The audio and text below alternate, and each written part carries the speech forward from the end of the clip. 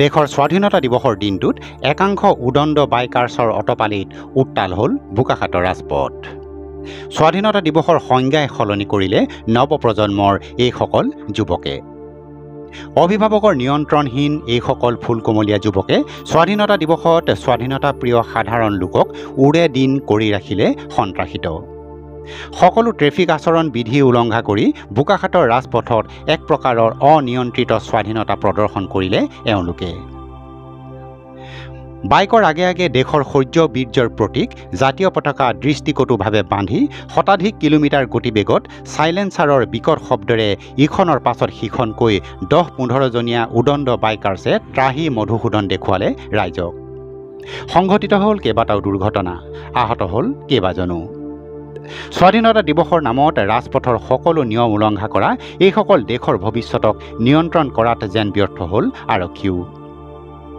উগ্ৰপন্থী সংগঠনৰ এটা বিবৃতিৰ পাছতে বোমা বিচাৰি অসম তোলপাৰ লগোৱা আৰক্ষীয়ে বোমা বাৰুদতকৈও ভয়ংকৰ শব্দেৰে সৰ্বসাধাৰণৰ স্বাধীনতাক ত্ৰাসলৈ পৰিণত কৰা এইসকল উদণ্ডক কিয় অবাধ স্বাধীনতা দিলে সিও চিন্তনীয় বিষয়।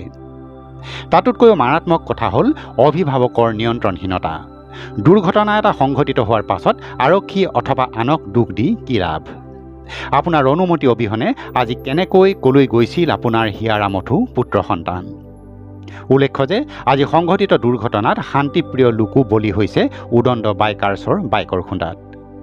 News desk report KNN Bokakhat live. হেলমেটটো খুলি মোৰ ইয়াত পৰিছে। ইমানেই উৎপাত মানে ভাবিব নোৱাৰি। তাৰমানে এইটো আচলতে এইকাৰণে খুব ভাল ব্যৱস্থা এটা ল'ব লাগে তেওঁলোকৰ ওপৰত।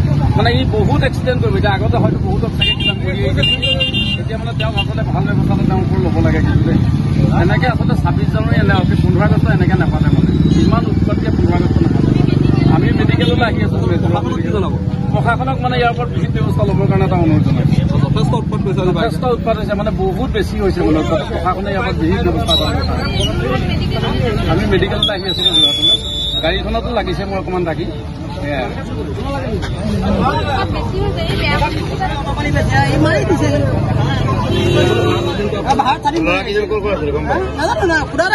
এইবিলাক মৰিব লাগে, ইয়াতে মৰিব লাগে। আমি সেইকাৰণে হেৰিও কৰে মৰক স্বাধীন কৰি আহিছে। এনেকৈ আচলতে 26 জানুৱাৰী 15 আগষ্ট এনেকৈ নাপাতে। মানে ইমান উৎপাতকৈ 15 আগষ্ট নাপাতে।